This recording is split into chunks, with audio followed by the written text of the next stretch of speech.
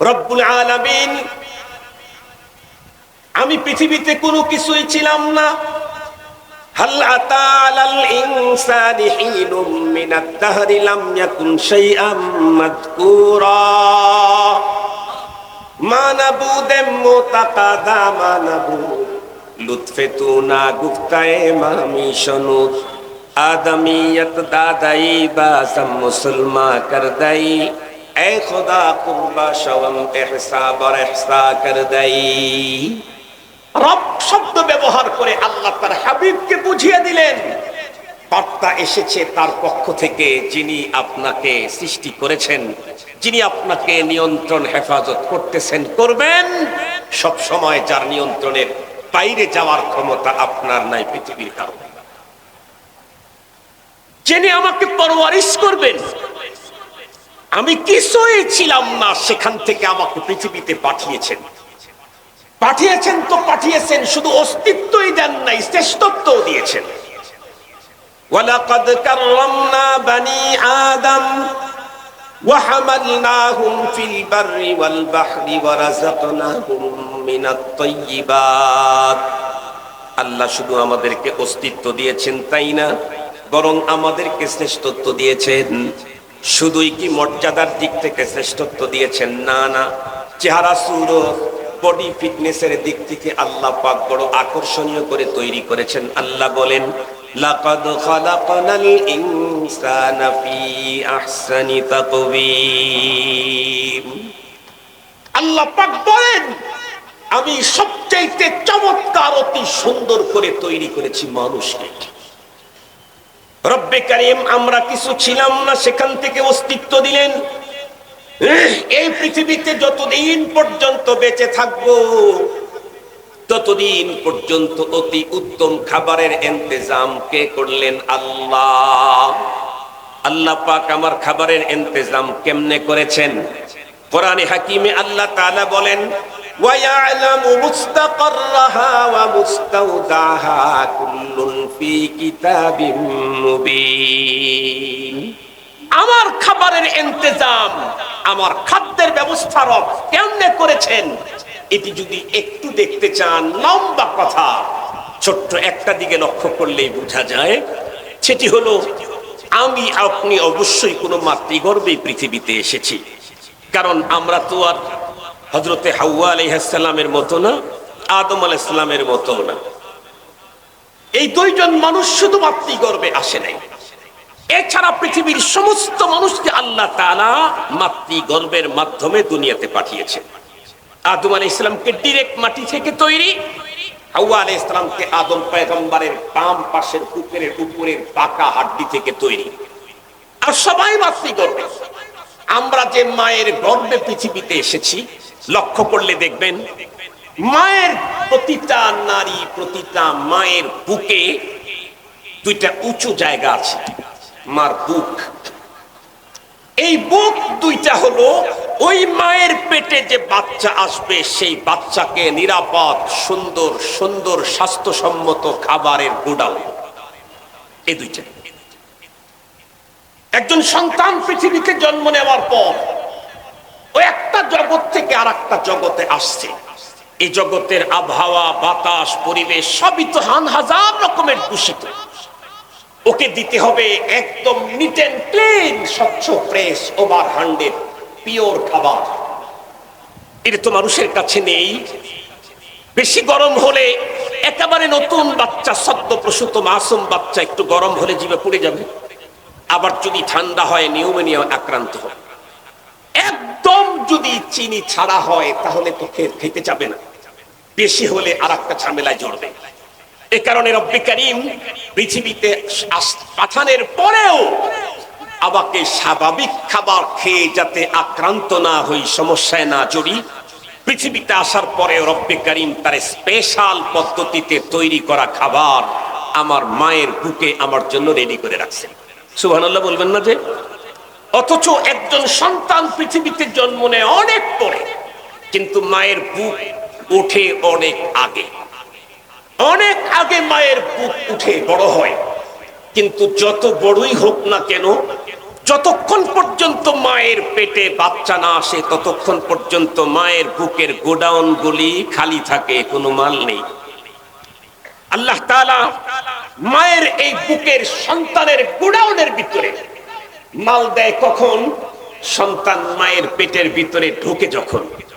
ও তো বের হবে 7 মাস পরে, 10 মাস পরে, ও তো বের হবে 12 মাস পরে, অথবা আরো পরে। কত পরে?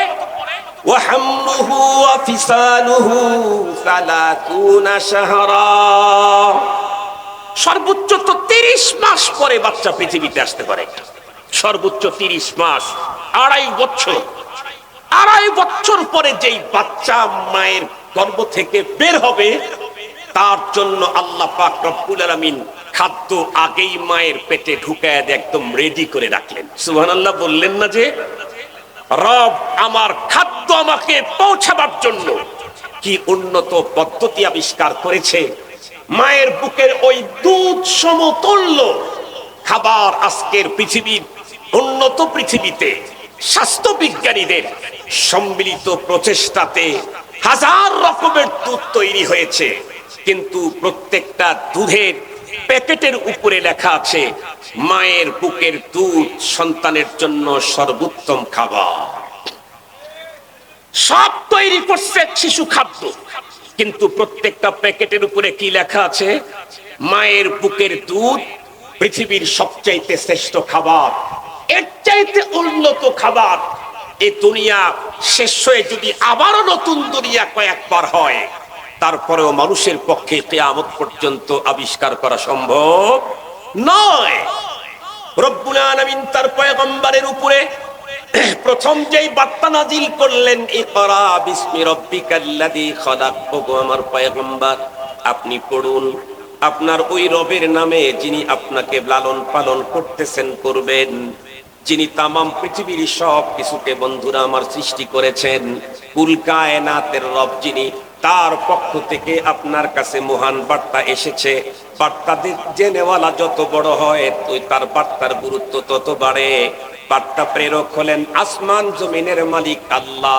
এর চাইতে উন্নত আর দামি বার্তা, গুরুত্বপূর্ণ বার্তা পৃথিবীতে আর হতে পারে না।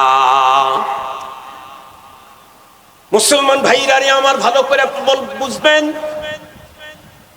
আল্লাহ পাক রব্বুল আলামিন কুল কায়নাতকে তৈরি করেছেন। শুধু মানুষকে তৈরি করতে রব্বে কারীম 4 প্রকারের পদ্ধতি অবলম্বন করেছেন। তার ভিতরে প্রথম পদ্ধতিতে তৈরি করেছেন আদম আলাইহিস সালামকে ডাইরেক্ট মাটি দিয়ে। এরপরে দ্বিতীয় পদ্ধতি, একটা পদ্ধতিতে তৈরি করেছেন হযরতে ঈসা, হযরতে হাওয়া আলাইহিস সালামকে আব্বাজান হযরতে আদম আলাইহিস সালামের বাম পাশের বাঁকা হাড়টি থেকে। এরপরে আল্লাহ পাক রব্বুল আলামিন অনেক পরে একজন মানুষকে তৈরি করলেন স্পেশাল পদ্ধতিতে। উনি হলেন হযরতে ঈসা আলাইহিস সালাম। তাকে তৈরি করেছেন স্পেশাল পদ্ধতিতে, বাবা ছাড়া মায়ের গর্ভে পাঠিয়েছেন। এই 3 জন মানুষ বাদে তামাম পৃথিবীর যত মানুষকে আল্লাহ তাআলা এ পর্যন্ত তৈরি করেছেন, আগামী দিনে তৈরি করবেন, সবগুলাকে আল্লাহ পাক তৈরি করেছেন কোন পদ্ধতিতে সেটাও আল্লাহ তাআলা বলেন। খালাকাল ইনসানা মিন আলাক, খালাকাল ইনসানা মিন আলাক। আল্লাহ পাক জমাট রক্ত থেকে মানুষকে তৈরি করছেন। এটা হলো তামাম পৃথিবীর সকল মানুষের তৈরির পদ্ধতি। হযরতে আদম পয়গম্বরকে আলাক থেকে তৈরি করা হয় নাই, হযরতে হাওয়া আলাইহিস সালামকে আলাক থেকে তৈরি করা হয় নাই, হযরতে ঈসা পয়গম্বরকেও আলাক থেকে তৈরি করা হয় নাই। আলাক কি? আলাক কি মুহতারাম হাজিরিন, আলাক হলো মুফাসসিরিনে কেরাম এমনি আভিধানিক অর্থ আলাকের 3টা লিখেছেন। একটা হলো আলাক জমাট রক্ত, আর একটা আলাক হলো সংযুক্ত, আর একটা আলাক হলো ঝুলন্ত। আলাক শব্দের 3 অর্থ, একটা হলো জমাট রক্ত, আর একটা কি সংযুক্ত, আর একটা কি ঝুলন্ত। এই হলো আলাকের অর্থ। খলাকাল ইনসানা মিন আলাক, এখানে কোন অর্থ বলে এখানে সংযুক্ত এবং জমাট রক্ত 2 অর্থই হতে পারে। আমরা সবাই স্বাভাবিকভাবে জানি আল্লাহ পাক রব্বুল আলামিন আমাদেরকে তৈরি করেছেন, তার সিস্টেম কোরআনে হাকিমের অন্য জায়গায় বয়ান করেছেন। বাবার পৃষ্ঠদেশ থেকে বাবা মার বিশেষ সাক্ষাতের সময় আল্লাহ পাক এক প্রকারের প্রাণী বিশেষ অঙ্গ দিয়ে মায়ের পেটের ভিতরে বিশেষ এক অঙ্গের ভিতরে পৌঁছিয়ে দেন। সেটা হচ্ছে রেহেম, সেটা হচ্ছে জরায়ু। মায়ের জরায়ুর ভিতরে বাবার বিশেষ অঙ্গ থেকে বের হওয়া এই পানিটুকু মায়ের শরীরের পানির সাথে মিশ্রিত হয়ে জরায়ুর বডির সাথে লেগে থাকে। এটা হলো সংযুক্ত, এটা হলো সংযুক্ত। এখানে শুক্রাণু আর ডিম্বাণু। বাবারটা হলো শুক্রাণু, মায়েরটা হলো ডিম্বাণু। এই শুক্রাণু আর ডিম্বাণু জরায়ুর বডির সাথে লেগে থাকে। এই দুইটাকে একত্রিত করে রব্বে কারীম পৃথিবীতে মানুষ তৈরি করছেন। সেই হিসাবে আলাক মানে সংযুক্ত। তার মানে আমাকে আল্লাহ পাক তৈরি করেছেন মায়ের রেহেমের সাথে লেগে থাকা সংযুক্ত শুক্রাণু আর ডিম্বাণু দিয়ে। আর একটা তর্জমা তো বাইনান নাস মশহুর আমাদের ভিতরে, সেটি হলো আল্লাহ পাক রব্বুল আলামিন ওই পানির ফোঁটাটাকে মায়ের পেটে 3 স্তরের সুরক্ষিত এরিয়া, ফি যুলুমাতিন সালাস, 3 স্তরের সংরক্ষিত এরিয়াতে আল্লাহ পাকের কুদরতি মেকানিজমে বাবা আর মায়ের পানিটাকে ধীরে ধীরে রূপ পরিবর্তন করেন, চেঞ্জ করেন। প্রথমে রক্ত জমাট রক্ত, এরপরে সেটাকে আবার গোশতপিণ্ডু, এরপরে সেই গোশতের ভিতরে হাড্ডি সুন্দর করে সাজিয়ে ফাকাসাউনাল ইদামা লাহমা সুম্মা আনশানাহু খালকান আখার, একটা কমপ্লিট একটা মানুষ তৈরি করে ফেলেন। মুহতারাম হাজিরিন, তো এই আলাক থেকে তৈরি করেছেন পৃথিবীর সমস্ত মানুষদেরকে। বাট 3 জন মানুষের ব্যাপারে এই পদ্ধতি আল্লাহ তাআলা অবলম্বন করেন নাই। এই সিস্টেম 3 জনের ব্যাপারে করেন নাই। একজন হলেন আদম আলাইহিস সালাম, ডাইরেক্ট মাটি থেকে। দ্বিতীয় নম্বর হাওয়া আলাইহিস সালাম, আদম পয়গম্বরের বাম পাশের পাকা হাড্ডি থেকে।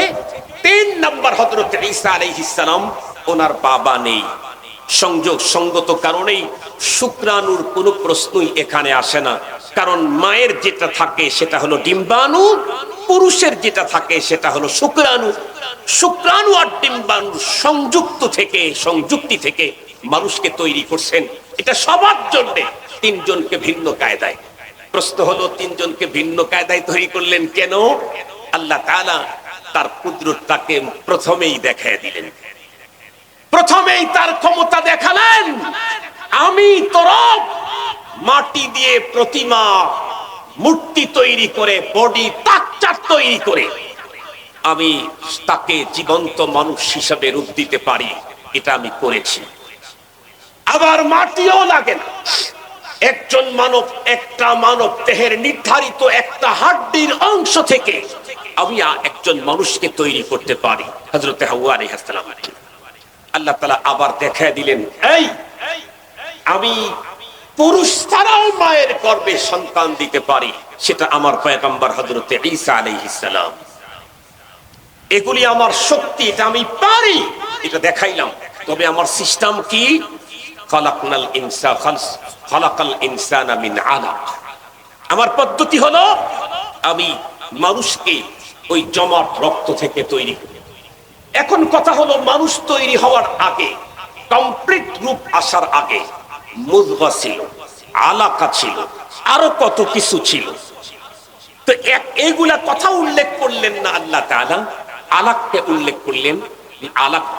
উল্লেখ করলেন হলো এই কারণে, মানুষের অস্তিত্ব পৃথিবীতে আসা পর্যন্ত যেই সমস্ত হালত মুতাওয়ালিয়া একের পরে এক পরিবর্তন হতে থাকে, এর মধ্যে মাঝামাঝির অবস্থাটাই হলো আলাক।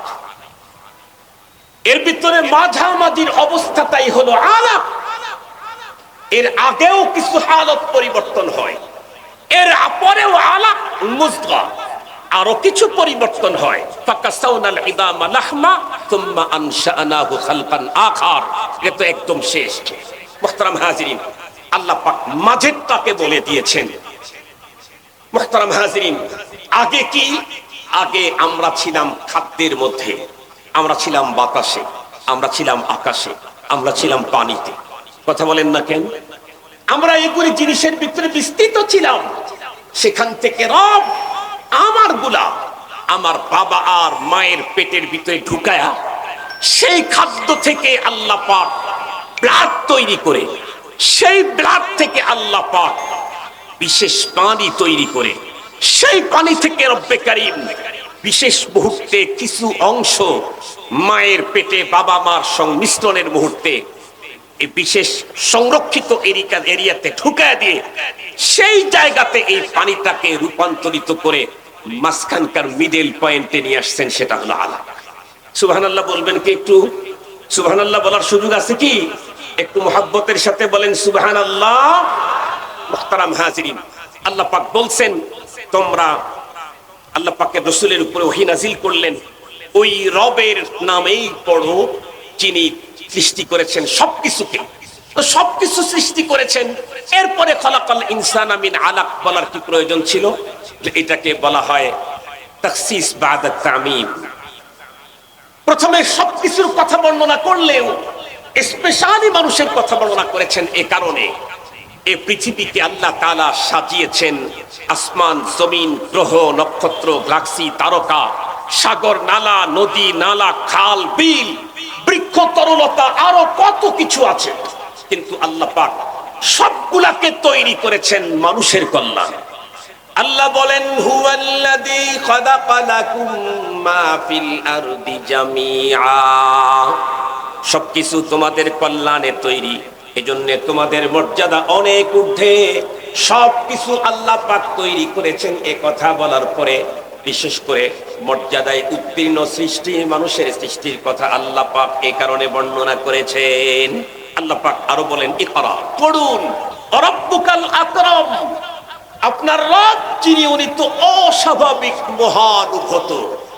আপনি পৃথিবীতে আসার আগে আপনার জীবন চলার জন্য যা দরকার সব অনেক আগেই যিনি রেডি করে দিয়েছেন উনি হলেন আকরাম। আল্লাহু আকবার বলেন। এই কারণেই তো আল্লাহ পাক কোরআনে হাকিমের এক জায়গায় বলেন ইয়া আইয়ুহান নাস ইয়া আইয়ুহাল ইনসানু মা গাররাকা বিরাব্বিকাল কারীম, যে রব তুমি পৃথিবীতে আসার আগেই সবকিছু বন্দোবস্ত করে রাখলেন, সেই রব থেকে তোমাকে কে দূরে সরায়া দিল? কে তোমাকে দূরে সরালো? এ রব থেকে তো দূরে যাওয়ার কোনো প্রশ্নই বিবেকবান মানুষের মাথায় আসতে পারে না। এরপরে আল্লাহ পাক বলেন আল্লাযী আল্লামা বিল কলম, যিনি কলমের মাধ্যমে শিক্ষা দিয়েছেন। বন্ধুরা আমার কি শিখাইছেন? আল্লাহ তা বলেন আল্লামাল ইনসানা মা লাম ইয়ালাম, মানুষ যা জানতো না এই জাতীয় সব কিছুর ইলম মানুষকে দিয়েছেন কে? শুধু তাই নয়, কিয়ামত পর্যন্ত যত আবিষ্কার আসবে এগুলি রবের দেওয়া। রব বলেন ওয়া ইয়াখলুকু মা লা তা'লামুন, আরো কিছু তৈরি হবে এখন তোমরা জানো না, সেগুলির যোগ্যতাও আল্লাহ দাত, খোদা দাত। আল্লাহ পাক রব্বুল আলামিন আমাদেরকে আলোচিত কথা বুঝবার, এর উপরে পথ চলবার তৌফিক দান করুক। এতটুকু নাজিল হবার পরে অনেক পরে গিয়ে পরের আয়াত নাজিল হয়েছে, তাহলে এর পরের আয়াতের তাফসীর অনেক পরে পড়াটাই যুক্তিযুক্ত হবে। কি বলেন?